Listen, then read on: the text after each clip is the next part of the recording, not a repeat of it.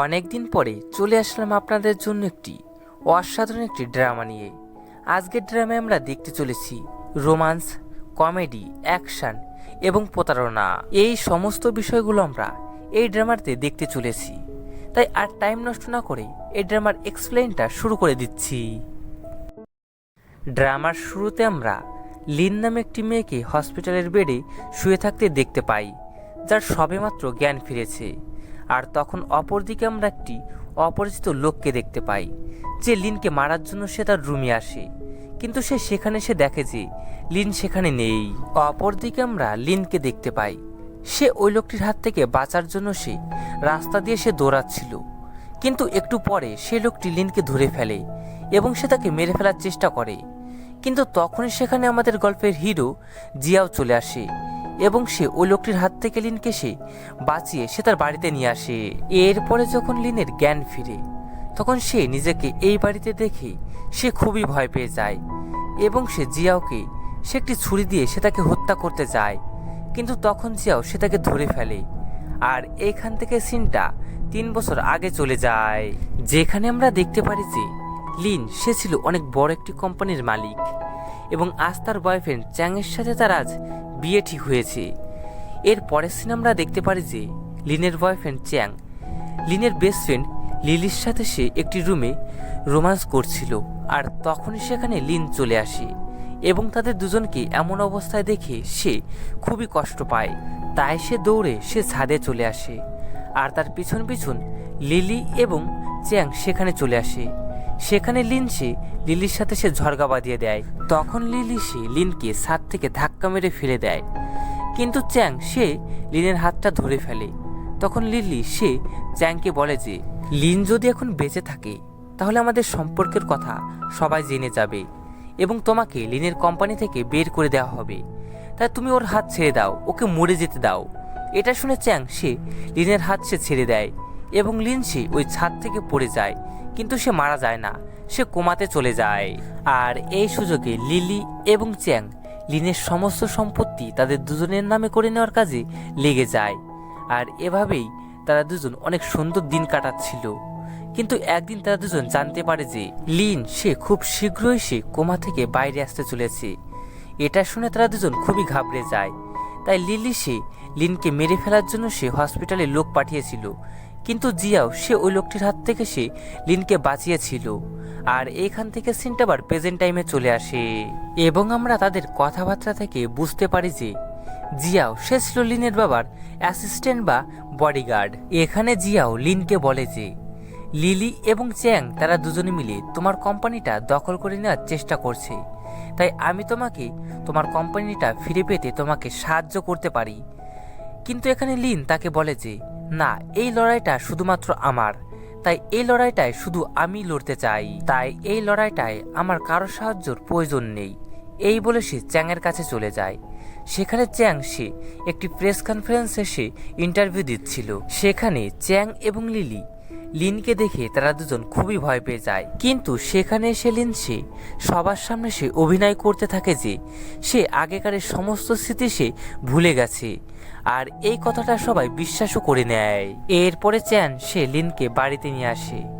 এরপরে লিন সে বাড়িতে এসে সে প্রতিজ্ঞাবদ্ধ করতে থাকে যে ওরা দুজন আমাকে যেভাবে ঠকিয়েছে এবং আমাকে যত কষ্ট দিয়েছে, এর থেকে দ্বিগুণ কষ্ট আমি ওদের দুজনকে দেব। অপরদিকে আমরা জিয়াওকে দেখতে পাই। জিয়াওর একটি বডিগার্ড এজেন্সি কোম্পানি ছিল।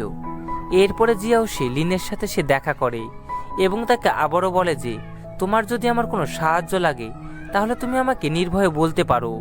তখন লিন তাকে বলে আমার কারো সাহায্যের প্রয়োজন নেই, এই লড়াইটা আমি একাই লড়ব।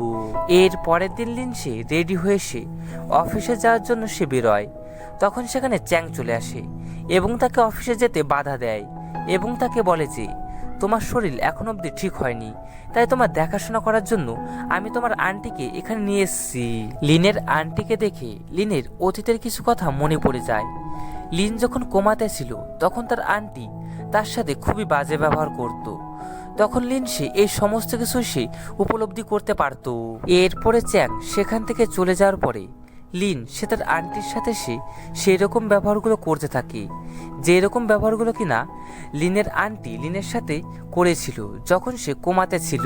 এর পরের দিন লিন সে তার অফিসে আসে এবং সেখানে সে বুঝতে পারে যে এই অফিসে তার অনেক শত্রু রয়েছে যারা কিনা চ্যাংয়ের হয়ে কাজ করে।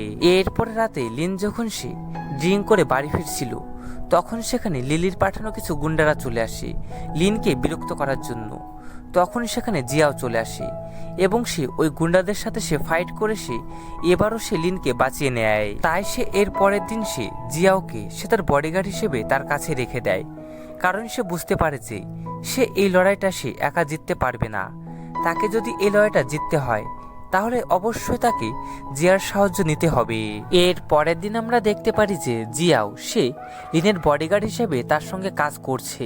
এর পরে একদিন জিয়াও এবং লিন তারা দুজন যখন পার্কিং প্লেসে ছিল তখন জিয়াও সে লিনের সিট বেল্টটা লাগিয়ে দেয়। আর এই জিনিসটা চ্যাং অনেক দূর থেকে দেখে এবং সে ভাবে যে তারা দুজন হয়তো কিস করছে। আর এই জিনিসটা দেখে চ্যাং খুবই রেগে যায়, তাই সে জিয়াওকে মারতে আসে, কিন্তু জিয়াও উল্টো চ্যাংয়েরই অনেক ধুলাই করে দেয়। এই জিনিসটা দেখে লিন মনে মনে খুবই খুশি হয়, কিন্তু সে তাকে সান্ত্বনা দেওয়ার জন্য তাকে বলে যে ওর নাম হচ্ছে জিয়াও, ও এখন থেকে আমার বডিগার্ড। তখন চ্যাং বলে, তোমার এমন বডিগার্ড যে আমাকে ইচ্ছা মতন এমন ধোলাই করলো, দেখলো না যে আমি কে? তখন লিন বলে, ও তো তোমাকে চেনে না, তাই তোমার সাথে আজ এমন করেছে, এরপর থেকে তোমার সাথে আর এমন করবে না। এর পরের দিন দেখা যায় যে আজ লিন অফিসে এসছে, কিন্তু আজ তাকে অন্যান্য দিনের তুলনায় অনেক বেশি কনফিডেন্স দেখাচ্ছিল, কারণ তার সাথে আজ জিয়াও ছিল। লিনের সাথে জিয়াওকে অফিসে দেখে চ্যাং খুবই জেলাস ফিল করে এবং সে মনে মনে বলে যে দাঁড়া, আজ তোকে আমি উচিত শিক্ষা দেব। এই বলে সে তার সাথে হ্যান্ডশেক করার বাহানায় তার হাত জোরে জোরে চিপতে থাকে, কিন্তু জিয়াওর কিছুই হয় না, কারণ সে তো ছিল একজন বডিগার্ড। এরপরে জিয়াও চ্যাংয়ের হাতে জোরে চাপ দেয়, এতে চ্যাং খুবই ব্যথা পায়, কিন্তু সে কারোর সামনে লজ্জায় কিছু বলতেও পারছিল না। এরপরে রাতে জিয়াও লিনকে একটি ভ্যাজলেট গিফট করে, যেখানে একটি ট্যাকার এবং একটি মাইক্রোফোন লাগানো ছিল, কারণ লিন যদি বিপদে পড়ে তাহলে ওই ভ্যাজলেটের সাহায্যে লিনকে খুঁজে বের করবে এবং তাকে বাঁচিয়ে নিয়ে আসবে। এরপরে জিয়াও লিনের জন্য রান্না করে, আর তখন লিন এক দৃষ্টিতে জিয়ার দিকে তাকিয়ে থাকে। তখন জিয়াও বলে, কি হয়েছে? তখন সে তাকে বলে, কিছু না। এরপর ঘরে এসে নিজেকে বলতে থাকে যে আমি যদি এখন জিয়ার উপরে দুর্বল হয়ে পড়ি তাহলে আমার শত্রুদের থেকে প্রতিশোধ কে নেবে, তাই আমার এমন করলে হবে না। তাই এর পরের দিন চ্যাংকে উচিত শিক্ষা দেওয়ার জন্য তাকে বলে যে আমি তোমার সাথে এই ভ্যাকেশনে ঘুরতে যেতে চাই। এটা শুনে চ্যাং তাকে বলে যে হ্যাঁ, আমিও এটাই চাই। এরপরে তারা ভ্যাকেশনে ছুটি কাটানোর জন্য অনেক সুন্দর একটি রিসর্টে আসে এবং সেখানে জিয়াও লিনকে বলে যে তুমি তোমার ভ্যাকেশনে ছুটি কাটানোর জন্য তুমি চ্যাংকে এখানে কেন এনেছো? আসলে জিয়াও লিনকে অনেক পছন্দ করে, তাকে এবং চ্যাংকে একসাথে দেখে অনেক জেলাস ফিল করছে। লিন তাকে বলে যে আমি চ্যাংকে এখানে এনেছি কারণ তাকে আমি এখানে অনেক উচিত শিক্ষা দেব। তখনই চ্যাং লিনকে মেসেজ করে তার সাথে দেখা করার জন্য। লিন সেখানে যখন যায় তখন চ্যাং তাকে ইমপ্রেস করার জন্য বাদরের মতন নাচ গান করতে থাকে এবং তাকে কিস করতে যায়। তখন লিন তাকে বাধা দেয় এবং তার কাছে এসে তার সাথে একটি রোমান্টিক কাপলের মতন ছবি তোলে এবং সেটা সোশ্যাল মিডিয়াতে আপলোড করে দেয়। আর এই ছবিটা চ্যাংয়ের গার্লফ্রেন্ড লিলি দেখতে পায় এবং সেটা দেখে খুবই রেগে যায়। তাই চ্যাং যখন লিনের সঙ্গে ডিনার করছিল তখন লিলি চ্যাংকে বারবার SMS এবং কল করতে থাকে, যেটা দেখে চ্যাং খুবই বিরক্ত হয়ে যায়। তাই বাধ্য হয়ে লিলির কাছে চলে আসে এবং সেখানে লিলি চ্যাংয়ের সাথে রোমান্স করতে চায়, কিন্তু চ্যাং তাকে বলে যে এখন রোমান্স করব না, পরে করব। এই বলে সেখান থেকে দৌড়ে লিনের কাছে আবার চলে আসে, কিন্তু একটু পরেই লিলি একটি ড্রেস পরে তাকে ছবি পাঠায় এবং তাকে বলে যে আমি এই ড্রেসটা পরে তোমার ওয়াশরুমে রয়েছি, তুমি যদি এখন না আসো তাহলে আমি কিন্তু সবকিছুই লিনকে বলে দেব। এটা শুনে ঘাবড়ে যায় এবং ওয়াশরুমের বাহানা বানিয়ে দৌড়ে আবারও লিলির কাছে চলে যায়। আর এ সমস্ত কিন্তু লিন সমস্ত কিছু জানে যে চ্যাং কোথায় যাচ্ছে। চ্যাং এবং লিলি তারা দুজন যখন কথাবার্তা বলছিল তখনই সেখানে লিন চলে আসে। আর লিনকে দেখে চ্যাং সে খুবই ঘাবড়ে যায় এবং তাই সে লিলিকে সে তার বাথরুমে সে লুকিয়ে রাখে। আর লিন সেও জানে যে লিলি সে এখন এখানেই আছে, তাই সে নাটক করে সে তার ঘরটা খুঁজে দেখছিল। এরপর সে বাথরুমে আসে এবং সেখানে সে লিনকে জলের মধ্যে সে লুকিয়ে থাকতে দেখতে পায়, কিন্তু সে না দেখার সে অভিনয় করে এবং সে আস্তে আস্তে সে জল ছাড়তে থাকে। আর লিলির অবস্থা আস্তে আস্তে খুবই খারাপ হতে থাকে। এরপরে লিন সে চ্যাংকে সে গুড নাইট বলে সে সেখান থেকে চলে যায়। তখন লিলি সে জল থেকে সে উঠে পড়ে এবং তার অবস্থা খুবই খারাপ হয়ে যায়। এরপরে দেখা যায় যে জিয়াও সে লিনকে লিনের এবং চ্যাংয়ের তার সেই কিস করার ছবিটা দেখায় এবং তাকে বলে যে এই ছবিটা তুমি সোশ্যাল মিডিয়াতে কেন পোস্ট করেছো। তখন সে তাকে বলে যে আমি লিলিকে রাগানোর জন্য এই ছবিটা পোস্ট করেছি। জিয়াও সে এই ছবিটা দেখে সে খুবই রেগে যায়, তাই সে লিনকে সে জোর করে সে তাকে কিস করে। তখন লিন সে তাকে তার কাছ থেকে দূরে সরিয়ে দেয় এবং সে তাকে ওয়ার্নিং দেয় যে সে যদি এরপরে এমন করে তাহলে সে তাকে তার চাকরি থেকে বের করে দেবে।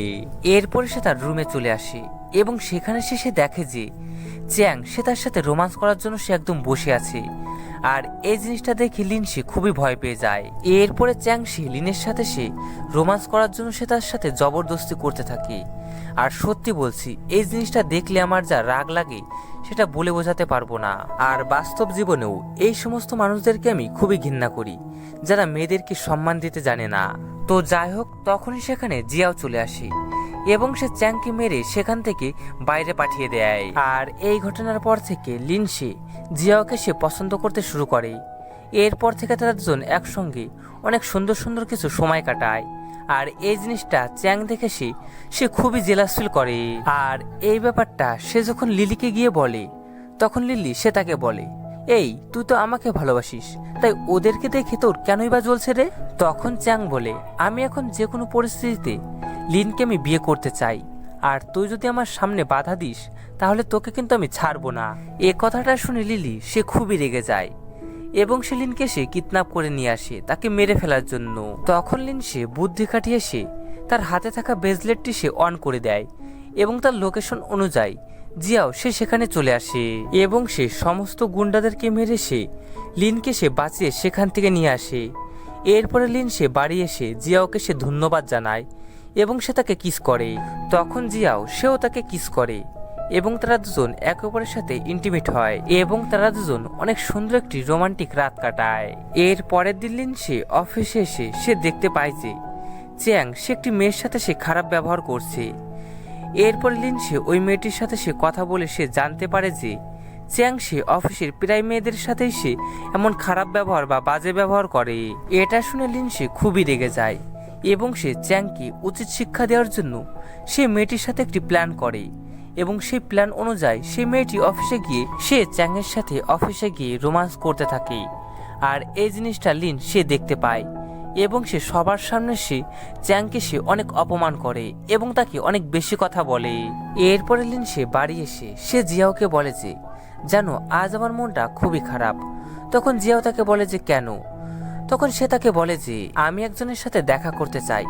তখন জিয়া বলে কে সে? তখন সে তাকে বলে আমি যখন কোমাতে ছিলাম তখন কেউ একজন আমাকে রোজ এসে ফুল দিত এবং আমার অনেক যত্ন করত, কিন্তু সে কে সেটা আমি জানি না, তাই আমি সেই লোকটাকে দেখতে চাই যে আমার এত যত্ন নিত।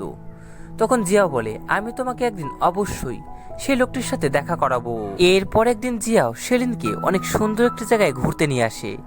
সেখানে সে জিয়াও সেলিনকে প্রপোজ করে এবং সে তাকে বলে যে আমি তোমাকে অনেক আগে থেকেই পছন্দ করি। আর এইটা শুনে লিন সে খুবই অবাক হয়ে যায় এবং সে তার কাছে কিছু সময় চায়। এরপরে একদিন জিয়াও সে চ্যাংয়ের বিরুদ্ধে কিছু সে প্রমাণ সংগ্রহ করে সে লিনকে দেখায় এবং তাকে বলে যে চ্যাং সে তোমাদের কোম্পানিটা দখল করার জন্য সে একদম উঠে পড়ে লেগেছে। এটা শুনে লিন সে খুবই রেগে যায় এবং সে অফিসে একটি বোর্ড মিটিং রাখে এবং সেখানে সে সমস্ত প্রমাণগুলো সে সবাইকে দেখায় এবং তারা সবাই চ্যাংকে তারা এই অফিস থেকে বের করে দেয়। এরপরে চ্যাং সে লিনের সাথে দেখা করে এবং তাকে বলে যে আমি জানি যে তুমি এতদিন ধরে স্মৃতি হারিয়ে ফেলা নাটক করছিলে, আর তুমি কি ভাবছো তুমি আমাকে কোম্পানি থেকে বের করে দিয়ে তুমি এই গেমে জিতে গিয়েছো? কখনোই না, এখনো খেলা অনেক বাকি আছে।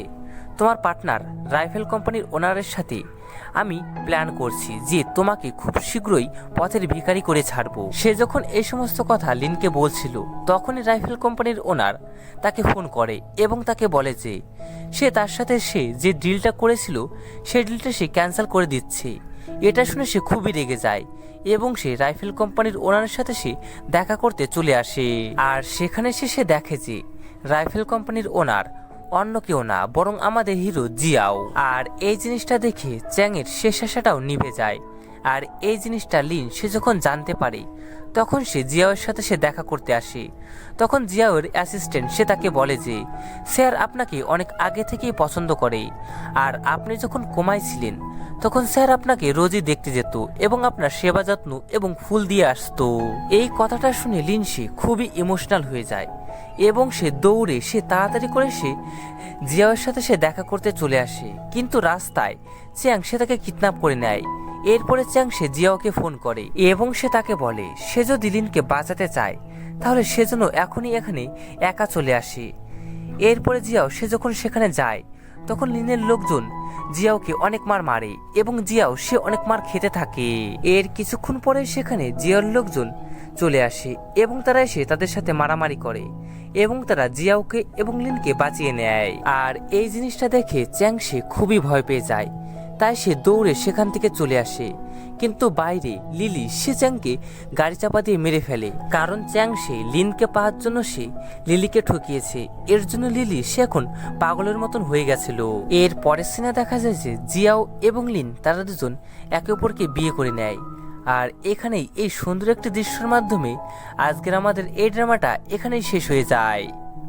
তো এই ড্রামাটা আপনাদের কেমন লাগলো সেটা অবশ্যই আমাকে জানাবেন। আর এরপরে আপনারা কী ধরনের ড্রামা দেখতে চান সেটা অবশ্যই আমাকে জানাতে পারেন।